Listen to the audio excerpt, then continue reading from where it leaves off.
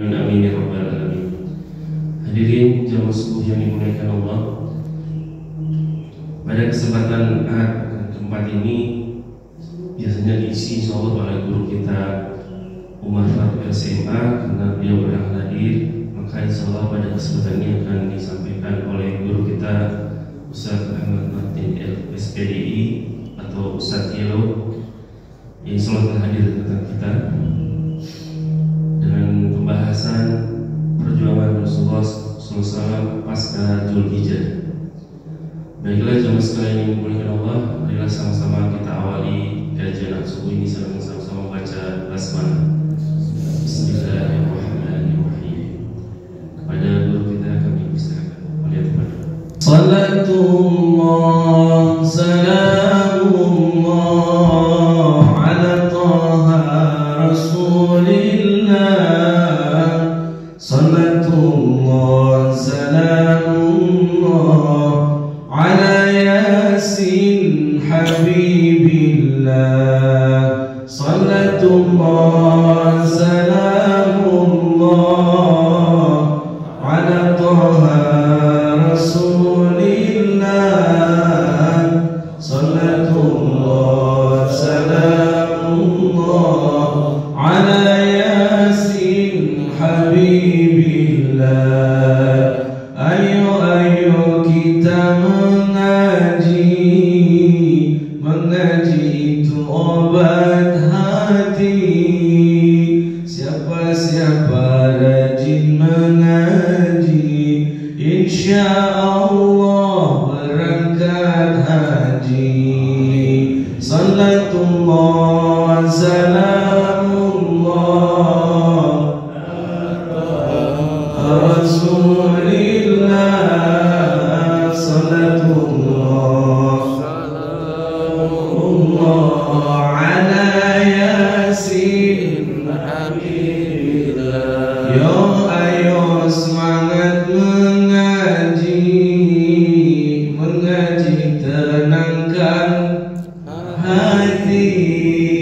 Siapa rajin mengaji, terbuka pintu rezeki. Salatullah salamullah ala taha rasulillah. Salatullah salamullah ala yasin habibillah. Ayo ayo mulai mengaji itu obat hati. Siapa rajin mengaji, duitnya nambah lagi. Salatullah salamullah ala taha rasulillah. Salatullah salamullah ala yasin habibillah. Assalamualaikum warahmatullahi wabarakatuh. Waalaikumsalam warahmatullahi wabarakatuh. Ya, ini jawab salamnya belum masa apa, karena emang berulang kali kita ya. Bab salam membawa tangga. Cakep. Yang jawab salam insya Allah masuk surga. Amin. Saya ulangi salam saya, mungkin juga buat jamaah ya, yang berada di luar, yang mendengar suara ini, mudah-mudahan juga sama Allah berikan rahmat buat kita semua. Buat di lingkungan perumahan Kalibaru semua, buat di lingkungan Cilodong, Kecamatan Cilodong, Kota Depok, Jawa Barat, Indonesia. Assalamualaikum warahmatullahi wabarakatuh. Waalaikumsalam warahmatullahi wabarakatuh. Iya, biar dikata umurnya 50-an juga semangat, nggak boleh kendur ya Pak.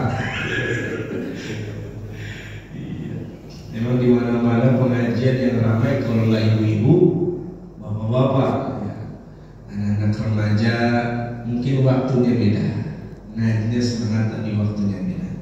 Ya mudah-mudahan semua yang hadir di sini menjadi salah satu, bahkan semuanya ya tercatat di pintu surganya Allah. Amin ya rabbal alamin.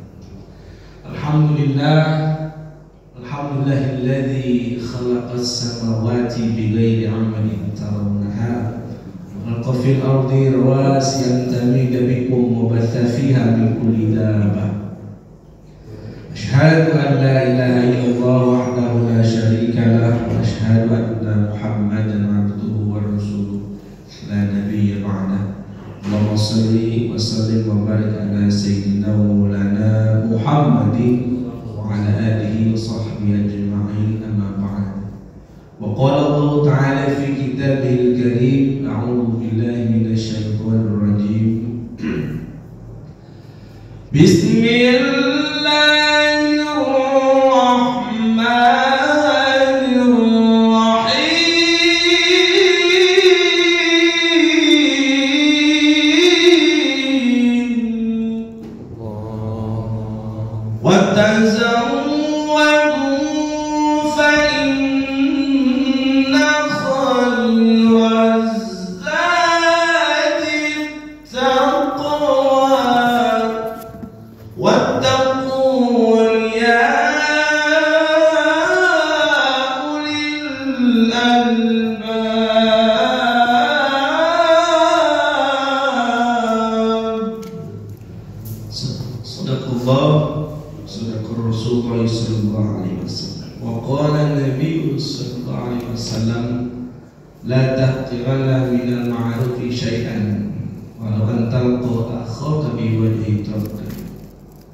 Yang terhormat para jamaah sekalian majlis subuh Masjid Baitus Salam, terkhusus buat Bapak Ketua DKM Pak Haji Arif,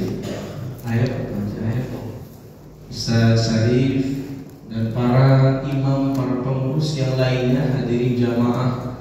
Ini kurang lebih pemirsa bisa saksikan ada 8.000 orang di luar, Pak. Ya, saya nggak bawa di luar dan 8.000 kedengaran sama. Amin ya rabbal.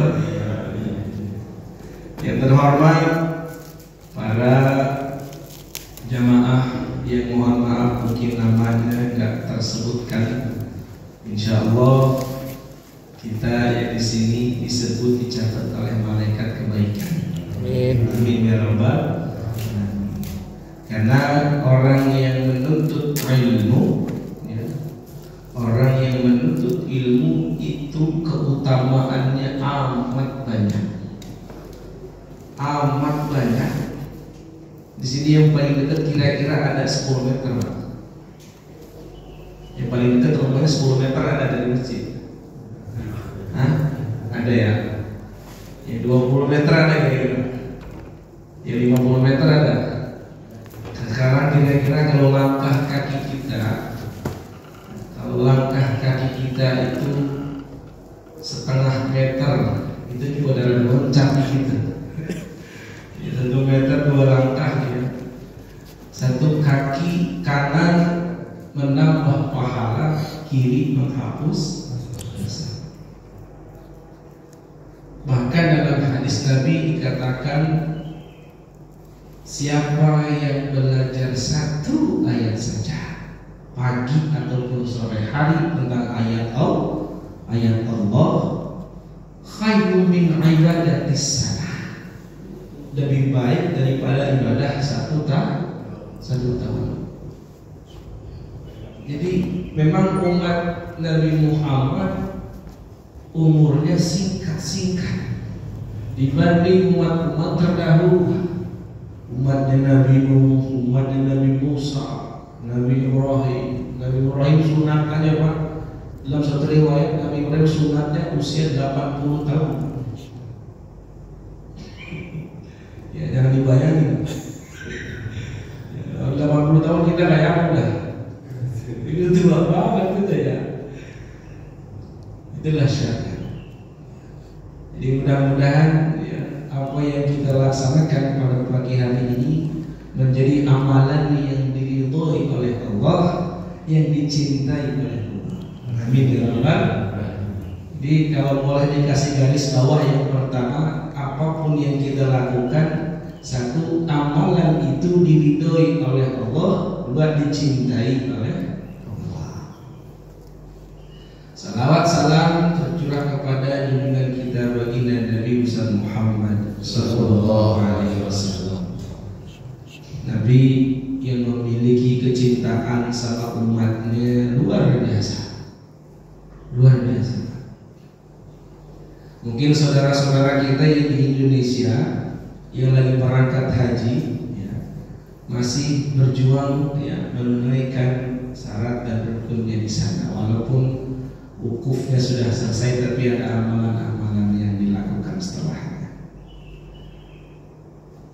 Kita melihat ya, ada satu ya, jabal disebut dengan Jabal Rahmah, ya, bukit kasih sayang. Di situ pertemuan antara Nabi Allah Adam dan Ibunda Hawa.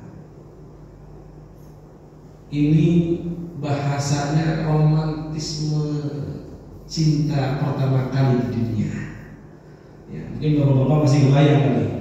Dulu pertemuan dengan si ibu di mana itu? Ya. Di mana di satu momen lain diterimanya taubat Nabi Allah Adam dan Siti Hawa setelah 40 tahun. Setelah 40 tahun baru diketemukan, baru diterima taubatnya. Padahal salahnya kecil banget, Pak. Ya, kekeliruan lah. Kelas kita memang salah. Ya, kalau kelas Nabi kekhilafan, keliruan. Ya, cuma mendekati makan buah kurdi. Lah kita apa-apa kita makan, apa aja kita kerjain. Amalan yang begitu kecil mampu menggeser tempat terbaik dari surga ke dunia. Dosanya, kesalahan kecil, kesalahannya kecil, tapi mampu memindahkan dari surga ke dunia. Kira-kira kesalahan kita kecil apa besar? Banyak apa dikit? Nabi Adam dikit, kecil. Ini kita di dunia yang ngakunya ya bukan di sini, di sini soleh semuanya. Amin ya rabbal. Yang mungkin mohon maaf ya, tiap hari memproduksi dosa. Tiap jam mungkin ada dosa yang mampir, nggak di tangan, di kaki, nggak di kaki, di mulut, nggak di mulut, di jari. Ya. Nulis status, nyinggung dikit, ada yang marah segala macam. Silaturahmi putus, nggak akur, aduh.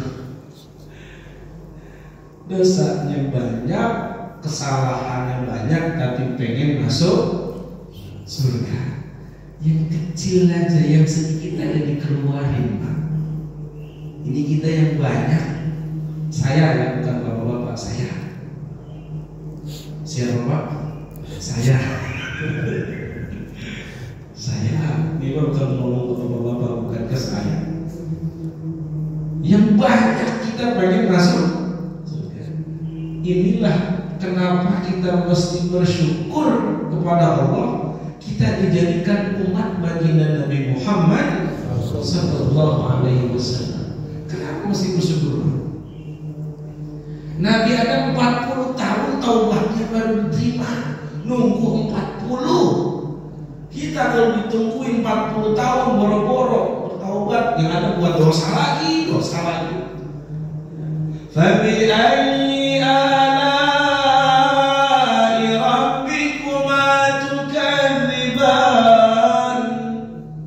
31 kali Allah ulang dalam surah Araf nanti satu kalimat.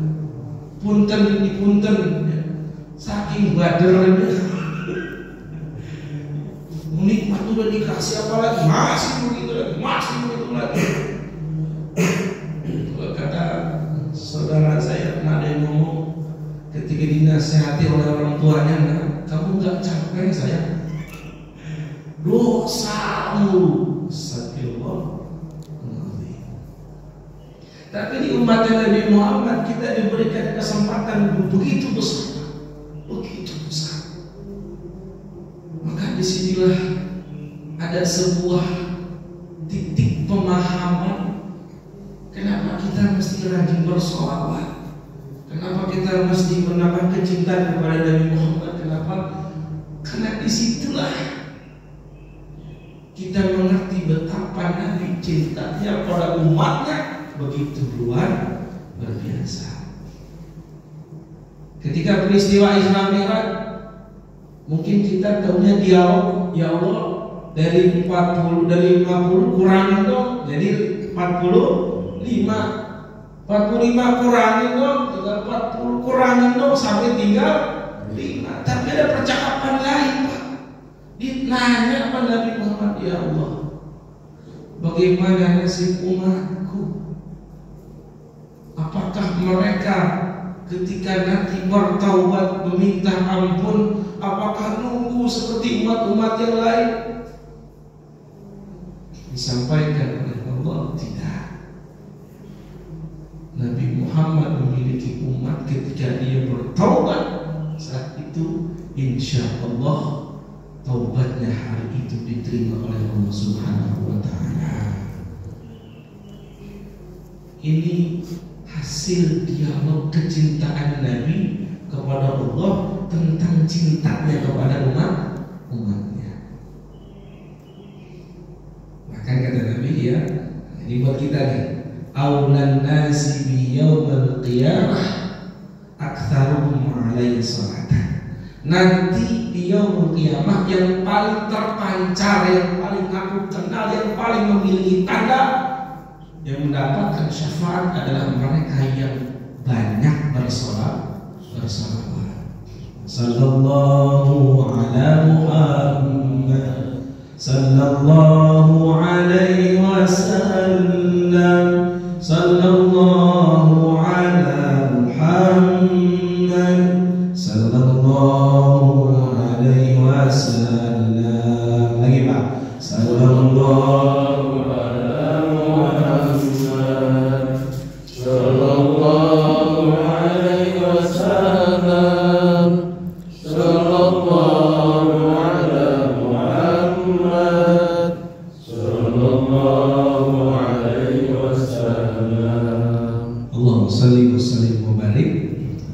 mudah-mudahan sholawat ini kita baca mampu menghantarkan syafaat nanti di yaumul qiyamah buat kita semuanya. Amin ya rabbal. Ayahanda, bunda yang dirahmati oleh Allah, hari tasyrik telah kita lewati, hari raya Idul Kurban telah kita sama-sama laksanakan. Sholat Idul Adha telah sama-sama kita laksanakan. Kita bersyukur kepada Allah. Alhamdulillah. Berarti apa Pak? Doa tahun lalu Allah kabul, benar kan?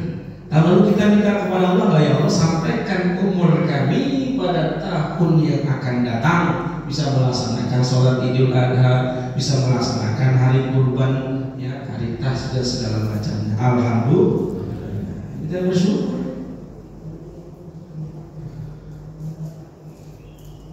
Bersyukur itu bisa dibilang sebetulnya sangat mudah. Cuma kita sendiri yang buat susah. Standar bersyukur kalau kadang-kadang banyak yang membatasi diri sendiri. Ada orang baru bersyukur ketika dikasih rumah yang mewah, baru dia bersyukur. Alhamdulillah, terima kasih ya Allah, dikasih rumah yang mewah. Kadang-kadang ada orang baru bersyukur dia di standarisasinya karena punya mobil yang bagus. Di standarisasinya ketika dia bersyukur, ya, memiliki properti, memiliki materi yang berlimpah. Padahal hari ini kita bisa diri Hari ini kita bisa duduk di masjid dapat hidayah. Itulah nikmat yang begitu besar. Amin ya rabbal alamin. Kita berdoa lagi. Mudah-mudahan tahun depan Allah panjangkan umur kita bisa melaksanakan salat Idul Adha, hari raya dan Idul Kurbannya. Amin ya rabbal alamin. Kalau mama ada yang ngomong, iya ya kemarin tahun lalu kita motong bareng dia. Dia yang narik, yang ini lah, karena udah tidak ada. Sederhana. Yang membuat kita tersenyum karena kemampuan diri kita menurunkan standar bersyukur kepada Allah. Orang panik, orang pusing, jenuh, segala macam. Kenapa? Standarisasi di otaknya itu tinggi, Pak. Akhirnya apa? Badannya nggak mampu, sakit. Mikirin mulu. Kalau kata orang Depok, izin mohon maaf, saya asli orang Depok, ya, orang Cilodong, orang Kalibaru. Rumah saya di sono, ya dekat. Ya. Di bahasanya Betawinya Tulen. Walaupun saya rangkai bahasa Indonesia, Pak, tetap aja paling Betawi lagi. Oh, di sini bukan maksud tidak hormat, bukan maksud tidak mencintai.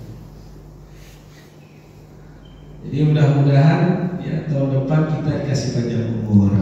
Amin ya rabbal alamin. Saya dengar di sini ya kalau berkurban itu dialihkan juga ke yang lain ya. Alhamdulillah. Ini masya Allah. Mudah-mudahan jadi makin pahala yang besar, makin Allah turunkan rahmat buat ini komplek buat warganya. Amin ya rabbal alamin. Saya menyesuaikan pada tema pagi hari ini yaitu perjuangan Rasulullah setelah atau pasca Dzulhijjah.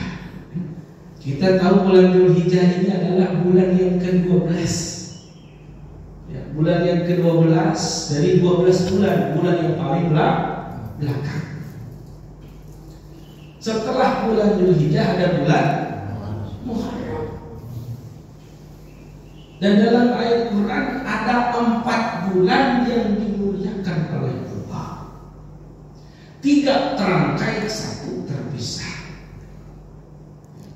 Yang pertama Dzulqa'dah, Dzulhijjah, Muharram. Ini 3 terangkai. Yang 1 terpisah. Ini berarti bulan Dzulhijjah dan Muharram adalah di mana bulan penuh dengan kesucian. Kita tahu dalam satu riwayat Idul Quran, salat Idul Adha pertama kali diadakan Rasulullah, dilaksanakan oleh Rasulullah adalah tahun ketiga Hijriah. Persis bulan Syawalnya itu ada perang Uhud di tahun ketiga Hijriah.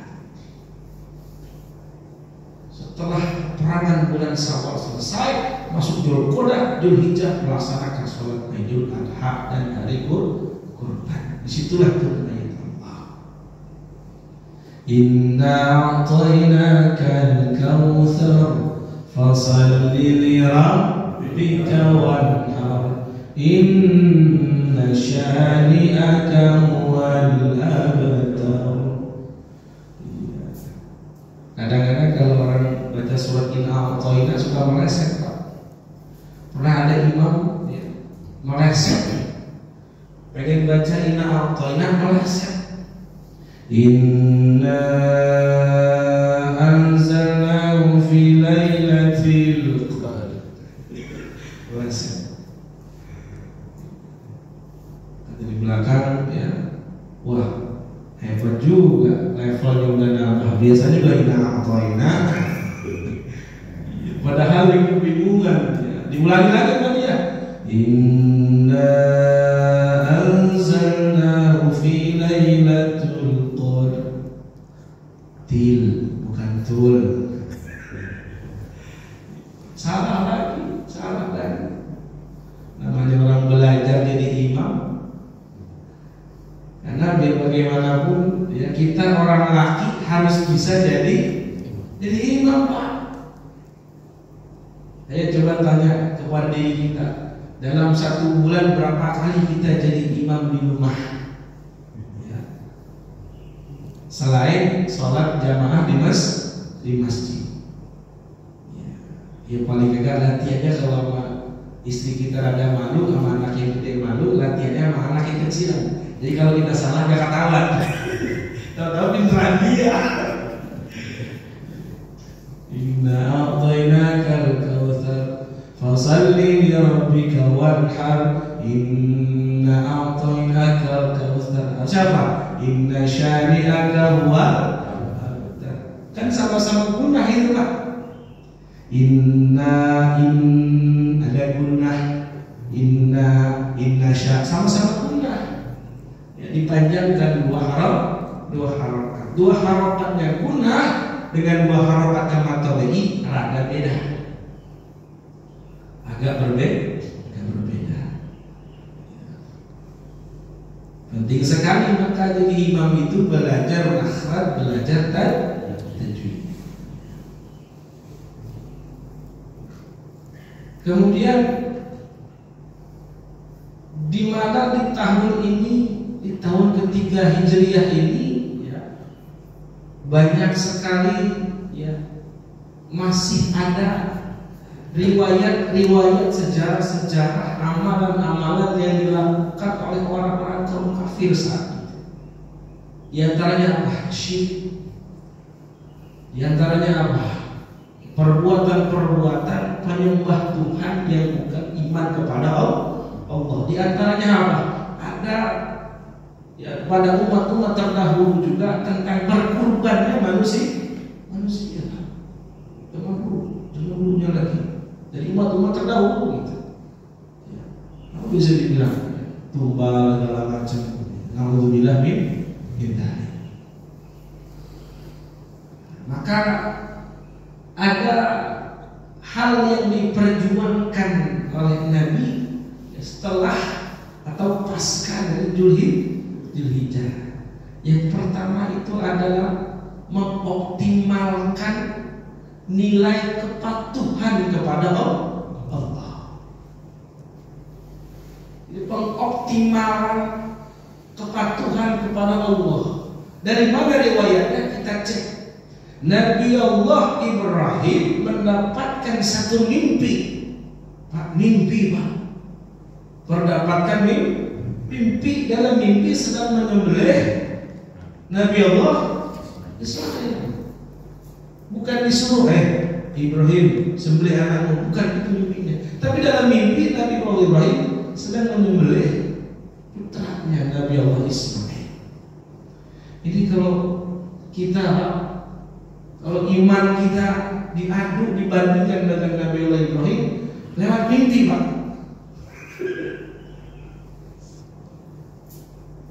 Kayaknya sepertinya ya, ini cuma mimpi. Ya, tapi kalau ada orang mimpi di sini bukan, di sana, di mana? Saya nggak tahu. Ada orang mimpi nikah lagi misalkan.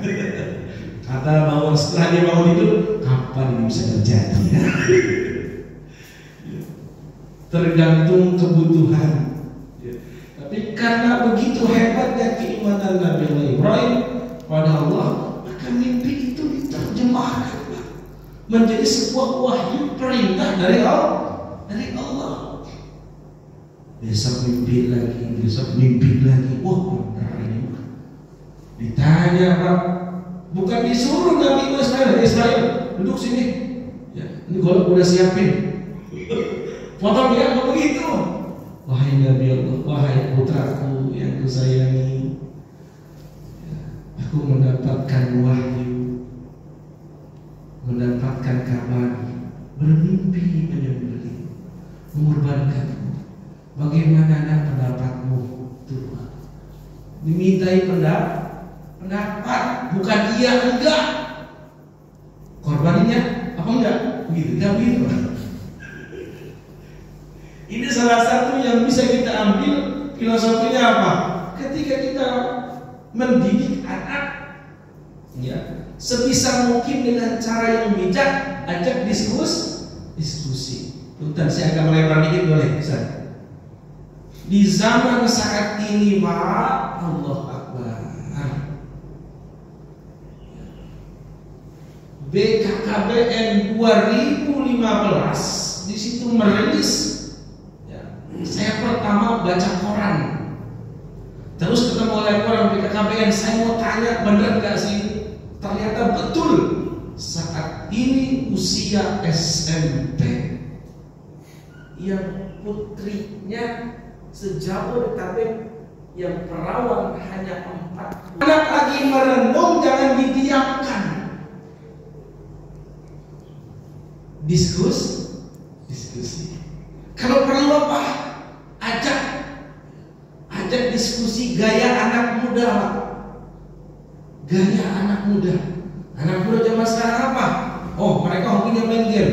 Ambil PS sticknya. Nah, MU ya, Madrid. Oi. Sambil main game. Waduh, kamu pinter juga main gamenya ternyata. Sampai kalah, padahal ini tim udah bagus banget di dalam Madrid. Ya. Ngobrol kita samping kanan, samping kiri. Udah 15 tahun nih. Kayaknya udah punya temenan cewek. Nah, oh papa bisa aja. Kadang-kadang hal yang kecil-kecil gitu kita lupa. Anak pulang sekolah cuma nanya doang ke mamahnya, anak udah pulang, udah ya sudah. Diskusi. Nabi-nabi kita mengajarkan cara mendidik anak itu begitu istimewa, begitu luar biasa, dengan hati. Jadi di zaman sekarang ini punten, mohon maaf, jangkau mereka semua tidak hanya dengan fasilitas, tapi jangkau mereka dengan hati yang berkualitas. Insya Allah. Kita kembali ke bahasan yang pertama, yaitu totalitas kepatuhan kepada Allah. Kalau melihat peristiwa Nabi Allah Ibrahim, Nabi Ismail, ini tingkat kepatuhannya luar biasa. Patuh Pak. Nah kita jangankan anak kita potong, jangankan anak kita sembelih, ayam ini kita tahan-tahan, ayam mahal. Ini udah pelihara 2 tahun, jangan ini mah apa cerita. Padahal mohon maaf, Nabi Allah Ibrahim berkurban bukan cuma itu.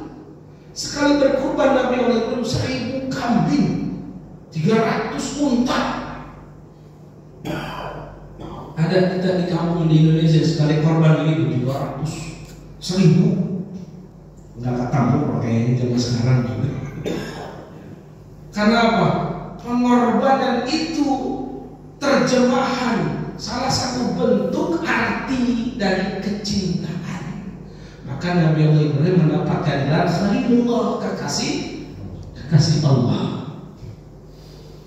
Mungkin Bapak masih ingat ya, ada kata-kata apa artinya cinta tanpa bukti.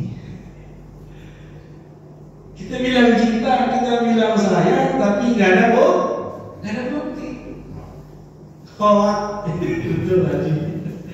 Hoak, bohong gitu kan, cuma ngomong doang. Alhamdulillah nih. Kalau udah cinta pertama itu nggak main hitung-hitungan Bang. Orang kalau udah cinta nggak hitung-hitungan.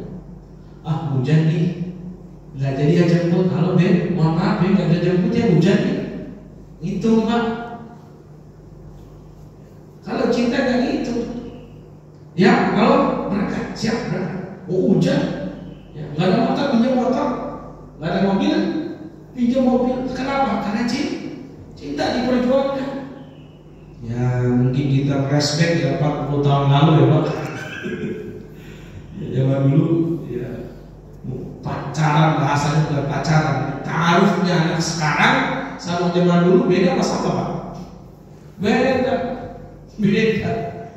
Zaman dulu nggak ada video call, betul lah ya ada. Anak zaman sekarang Pak, aduh. Ya, saya beberapa kali isi di SMA, di SMK.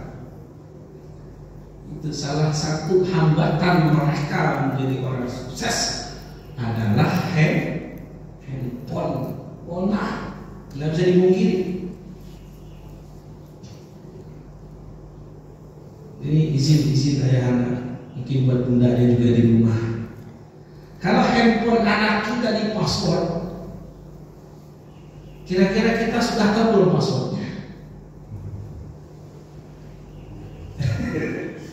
Kalau bisa orang tuanya harus tahu password. Kenapa sih di password? Berarti dikunci. Kenapa sih dikunci? Berarti ada sesuatu yang sifatnya rahasia. Kita nggak tahu. Yang laki apa di handphone yang dirahasiakan, kita nggak tahu. Yang putri apa dirahasiakan. Cermat. Kita harus cermat, harus detil. Karena masya Allah, mudah-mudahan Allah anugerahkan kita keturunan yang soleh dan solehah. Amin ya Rabbal alamin. Saya sekat. Yang kedua, ya, perjuangan Rasulullah ketika pasca Hijrah itu ada nilai yang namanya takwa. Ketakwaan seseorang itu dinilai bukan cuma ketika dia sholat saja, ketika dia puasa saja, ketika dia berangkat haji saja. Nilai takwa yang dimaksud di sini adalah bagaimana menjaga nilai kemanusiaan. Bahkan kenapa dinamakan hari tasyrik? Di situ kata Nabi untuk menikmati hidangan daging kurban, untuk dinikmati Pak itu. Kenapa sampai dibilang tidak boleh atau dilarang berpuasa? Emang semua dinikmati Pak. Makan itu daging-daging disuruh dinikmati. Saking bahwa kemuliaan atau humanisme, ya, ini benar-benar dijaga, benar-benar dipertahankan. Saat itu Allah yang menikmati kurban itu, bahkan zaman Nabi tidak hanya orang yang beriman kepada Allah, orang-orang yang tidak beriman ikut menikmati. Apa artinya? Bahwa ketika seseorang telah melaksanakan sholat, maka sempurnakan dengan menguatkan, dengan mengikat tali silaturahmi.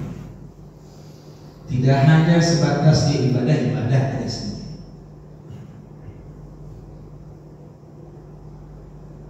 Yang ketiga, ini ngomong lagi jam berapa sih? Berkelewat. Udah kelewat. Yang ketiga, ya, ini ada penanaman makna nilai berkurban. Penanaman nilai berkurban. Ini rangkuman dari dua yang tadi. Kalau filosofinya berkurban daging dan darah, mengalirnya darah. Kira-kira kalau menyembelih kambing darah mengalir dari Pak. Sapi apalagi. Ya. Jadi ada makna filosofi. Kalau di situ makna secara nyatanya adalah mengorbankan daging dan darah yang mengalir, tapi ini yang dimaksud adalah bagaimana berkurban tentang waktu, tenaga, pikiran. Untuk apa?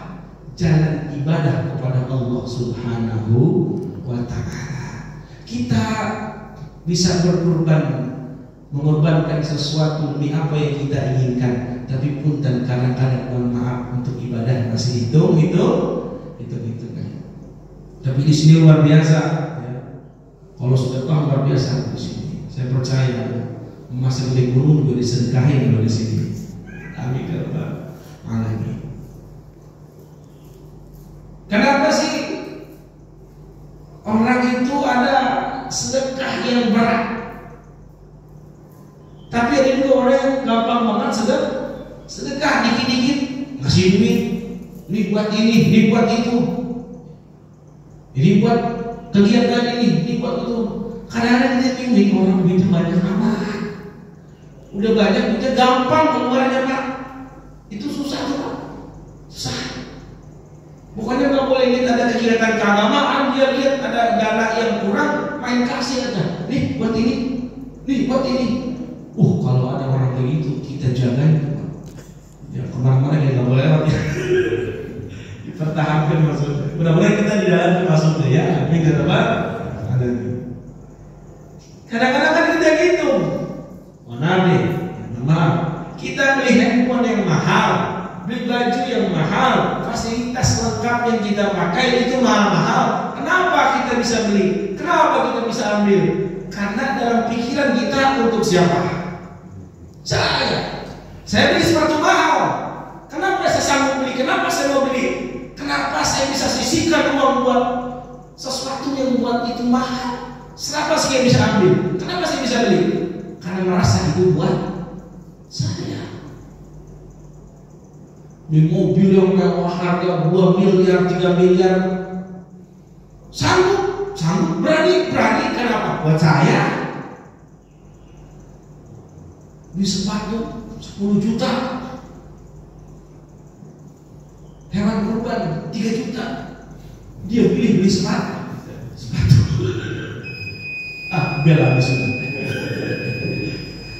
Ya. Jadi kesimpulan ya, bahwasannya hari raya kurban memberikan makna tentang bagaimana perjuangan seorang hamba untuk mendapatkan gelar keriduan dari Allah Subhanahu wa Ta'ala. Begitulah yang Nabi perjuangkan pada sahabat-sahabat untuk menguatkan yang pertama totalitas dalam ibadah. Yang kedua menjaga ukhuwah, dan yang ketiga adalah sebuah nilai bagaimana tidak hanya berkurban secara nyata, tapi ada makna berkurban yang lainnya, yaitu menjaga nilai-nilai apa yang kita miliki, menjadi rasa syukur kepada Allah Subhanahu wa Ta'ala. Sepertinya itu saja yang mungkin saya bisa sampaikan. Atas segala kekurangan mohon dimaafkan. Wallahul muwaffiq. Assalamualaikum warahmatullahi wabarakatuh. Silakan bagi jamaah yang ingin bertanya. Silakan Pak Mus. Assalamualaikum warahmatullahi wabarakatuh. Waalaikumsalam. Ustaz, saya sering berpikir tadi di awal Pak Ustaz bilang bahwa langkah kita ini dihitung ya sebagai amal yang baik. Nah, zaman dulu memang kalau sahabat Nabi ke masjid kan jalan kaki gitu ya. Kalau sekarang ini sudah bagaimana ini ke motor cara terjemahkan ini siap. Demikian. Assalamualaikum warahmatullahi wabarakatuh. Berarti motornya masuk surga juga. Siap. Masuk orang. Baik Pak.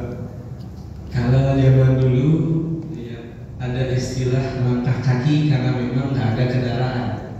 Ya, paling ada unta ya Pak. Tetap aja langkah kaki. Tapi di zaman sekarang nggak ada kita. Kadang-kadang sebentar aja jarak dekat kita pakai kendaraan, mobil, motor dan sebagainya. Padahal saya dekat sebagai mobil. Iya. Tetap dihitung Pak.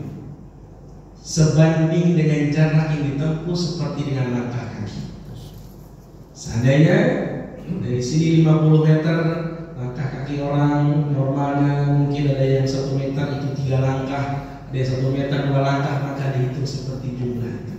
Ya, bahkan kata guru saya Pak, pentilnya Pak itu dihitung Pak, berapa kali mutar Pak. Dari guru saya bilang begitu. Pentil motor yang pakai motor ya kali 2 ya, dikali 2. Pentil depan, pentil belakang. Ya, mobil pentil 4 itu. Iya, masih mobil. Biar 4 itu enggak. Artinya dihitung sesuai dengan jarak tempuh seperti normalnya orang melangkah. Insya Allah menjadi pahala di hadapan Allah Subhanahu wa taala. Amin ya rabbal alamin. Seperti itu Bapak, insyaallah.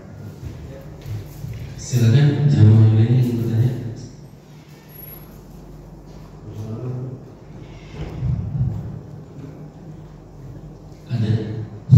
Ada saya yang nanya. Bisa bertanya.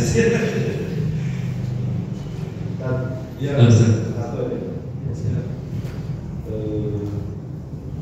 tentang tingkat kesunahan kita berkorban. Apakah memang dalam syariat di antara kita ini wajib atau disunahkan untuk berkorban bagaimanapun kondisi kita. Kondisi kita dalam keadaan lapar atau keadaan sempit. Karena ada beberapa ustaz atau kiai yang bilang bahwa memang ada dua pendapat sih saja. Satu pendapat itu seperti Gus Najib, dia bilang bahwa sebenarnya tingkat kesunahan dari berkorban kita itu ketika kita dalam keadaan lapang, artinya kita berlebihan, ada rezeki yang diberikan Allah kepada kita dan itu berlebih. Jadi kita sebaiknya memang harus berkorban dalam kondisi kita dalam keadaan seperti ini. Bahkan ada hadis Rasulullah bahwa kalau kita tidak berkorban dalam keadaan itu, maka kita tidak mendekati tempat sholat musola. Jadi seperti itu gitu.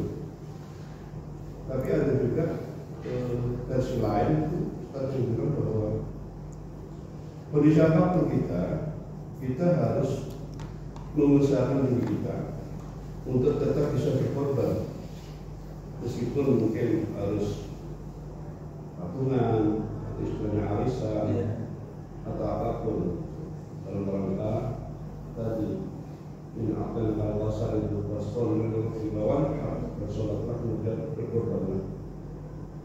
Yang ini gimana kita dekatnya? Dan di dua versi itu kondisi kita yang ideal seperti apa? Supaya kita bisa melaksanakan syariat Islam secara benar. Assalamualaikum warahmatullahi wabarakatuh. Dalam surah Ali Imran, ya, Fisarro Iwadar.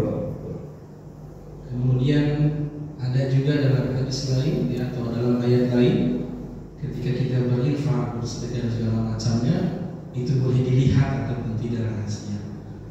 Itu yang pertama. Yang kedua, sesuai dengan katanya kurban, korban yang mengartikan adalah dekat, proses pendekatan diri kita kepada Allah. Itulah makna yang kita cari. Sebatas apa kita dekat dengan Allah? Seperti apa dekat kita dengan Allah? Seseorang yang dikatakan dekat, akrab, kerabat, dekat, itu bisa dilihat dari apa yang dilakukannya. Seperti tadi saya menganalogikan, istilahkan seorang anak muda yang mencintai kekasihnya. Ketika dia mencintai, apapun dia lakukan. Fisarro iwatar. Allah tidak melihat penampilan kita secara zahir, secara real kemilikan apa yang kita ada. Tapi Allah melihat tentang hati kita. Walakiyatu, akan tetapi Allah melihat fi qulubikum, hati kita dan ketakwaan kita kepada Allah Subhanahu wa ta'ala. Kedua-duanya memiliki kedudukan dengan berkorban. Banyak juga orang yang memiliki harta berat untuk berkorban, memiliki materi yang luas tapi berat untuk berkorban. Ada juga orang yang biasa-biasa saja tapi berkorban, bahkan bisa tiap tahun. Disitulah dalam surah Al-Nur di ujung ayat itu, ayyukum ahsanu amala, siapakah di antara kalian yang paling baik amalnya.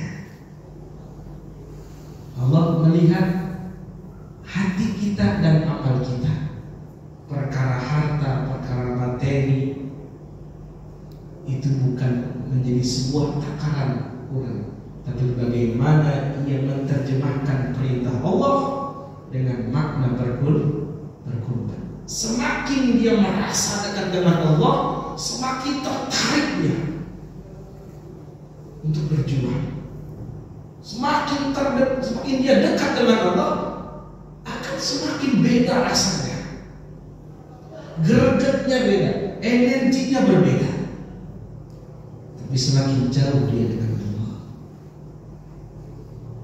rezeki yang lapang pun, duit yang banyak pun tidak mampu menjadi jalan dekat kepada Allah. Qurba yang berarti dekat, kurban berawal dari kata dasar yaitu dekat. Maka yang menjadi batasannya adalah ketika dua pendapat tadi disandingkan, maka yang menjadi mindsetnya adalah bagaimana dia merasa dekat dengan Allah. Semakin dia dekat dengan Allah, maka tarikan energi itu akan berbeda. Sama kayak Hana tadi, ya, mungkin ya ada pilihan, selesai salam berdoa, habis sholat pulang, ada pilihan Pak. Ya, life is choice gitu ya. Hidup adalah pilih. Pulang apa duduk nih, gitu kan? Gue punya duit, maaf, aku ada uang nih, ada duit nih, ya, beli sepatu belum ya. Tergantung bagaimana ia. Bahkan ya, dalam riwayat dan riwayat itu berkorban biasa. Karena saking apa? Saking ingin mendapatkan satu buah rahmat Allah, saking ingin mendapatkan perhatian Allah, apa aja dikorbankan dalam Nabi Ibrahim. Bahkan dalam satu riwayat dikatakan, kalau aku pun punya putra, dalam kita dalam turun nasi itu ada. Kalaupun aku dianugerahkan putra, saat itu Nabi belum punya Nabi Ismail, aku akan kurbankan, kan begitu Pak.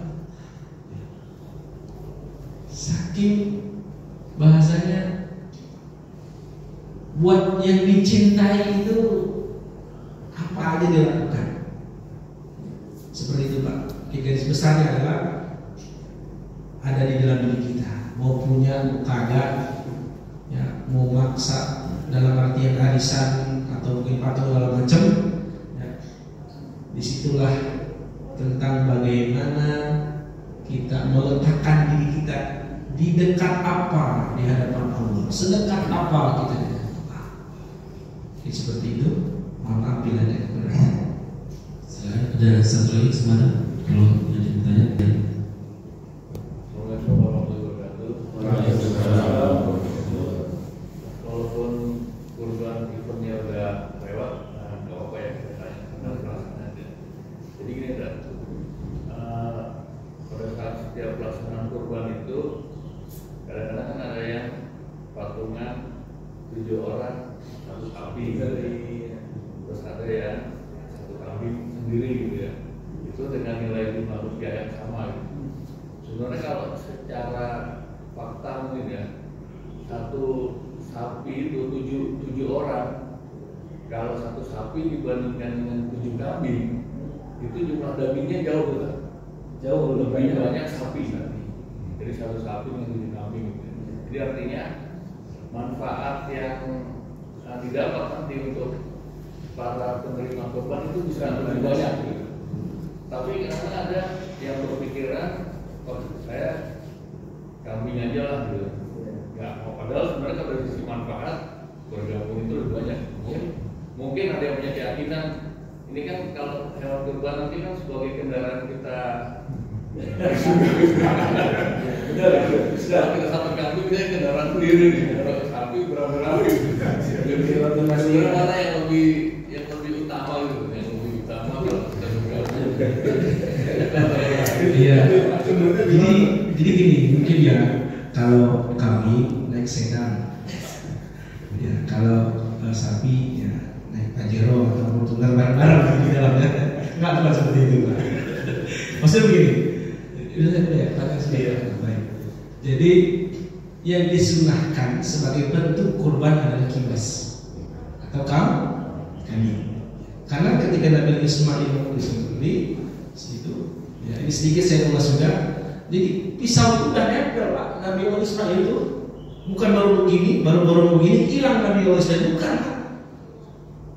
Itu udah digorok, Pak. Nabi Ismail nggak mempan, Pak, pisaunya Nabi Ibrahim. Kebingungan ini, kenapa nggak mempan juga?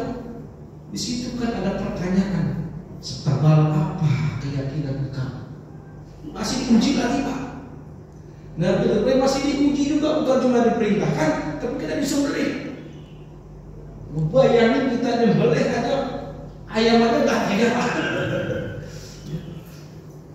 Digorok, udah letak, nggak mempan. Diuji keimanannya lagi. Kata Nabi Ibrahim, ini diasah lagi, Pak. Diasah dibenturkan ke batu pecah, Pak. Terbelah batu saking tajamnya. Dalam satu kalimat 3 kali. Kemudian langsung Allah pindahkan Nabi Ismail diganti dengan kibas, dengan kambing. Mungkin ya, pendapat kita, mungkin bayangan kita baru begini hilang gitu, diganti maksudnya. Allahu Akbar. Makanya takbirnya begitu kan. Allahu Akbar, Allahu Akbar. Maha besar. Maha besar. Kembali ke pertanyaan, kalau secara sebenarnya adalah kambing. Memang sebagai bentuk kemanfaatannya adalah sapi, bukan berarti memilah dan memilih. Disitulah ya, letak bagaimana kita menjalankan syariat. Allah nggak akan pernah meleset dari yang diniatkan seorang hamba. Sapi, unta, ya, mungkin di sana unta. Ya, di Mekah sana unta. Karena unta juga termasuk hewan yang boleh dikurbankan. Unta, sapi, kambing, ayam enggak. Ya. Artinya dikembalikan kepada sunnah, dan sunnah itu kembali kepada syariat. Ketika ada orang yang menyembelih atau mengorbankan kambing, pasti rasanya berbeda. Tapi hitungannya tetap sama di hadapan Allah. Di hadapan Allah tidak akan pernah meleset dari apa yang dikerjakan dan diniatkan seorang hamba. Tetap sampai ke dapat pintu surganya Allah Subhanahu wa taala. Amin ya rabbal alamin. Masalah tentang jenisnya, sapinya atau kambing sama saja, karena dua-duanya sudah disyariatkan. Sama halnya izin mohon maaf kalau kita zakat fitrah. Gandum, Pak. Nabi gandum rasa kita. Jadi kita apa di sini? Beras. Nggak masuk kategori, Pak. Secara bentuknya saja sudah tidak sama. Tapi kembali lagi kepada bahan pokok. Ya. Ada sandaran, ada namanya ijma, ya. Kias segala macamnya dipertimbangkan. Dipertimbangkan, ulama-ulama kita cerdas-cerdas. Dipertimbangkan. Tidak hanya ada Quran, tidak ada hanya hadis, tapi ada kias, ada ijma segala macamnya. Bahkan kita kenal sekarang ada MUI, ada jumhur ulama segala macamnya. Baik, seperti itu. Kayaknya sudah cukup waktu untuk. Bismillahirrahmanirrahim. Astagfirullahaladzim. Astagfirullahaladzim. Astagfirullahaladzim. Alladzi la ilaha illa huwa al-hayyul qayyum wa atubu ilaihi min jami'il ma'asi wal dhunub. La hawla wa la quwwata illa billahil azim. Ya dzal jalali wal ikram. Lakal hamdu ya Allah ya Rabb.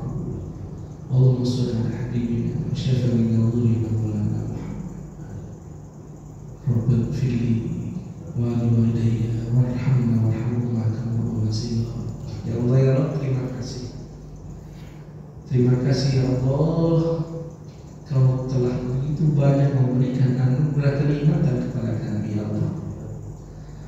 Maafkan kami ya Allah jika nikmat-nikmat itu terkadang kami belum catat menjadi nilai syukur di hadapan-Mu. Bahkan kami banyak mengabaikan. Tapi ya Allah, kalau sungguh nikmat begitu besar, rahmat-Mu begitu besar ya Allah. Ampuni kami, maafkan kami ketika kami lalai dalam bersyukur kepada-Mu.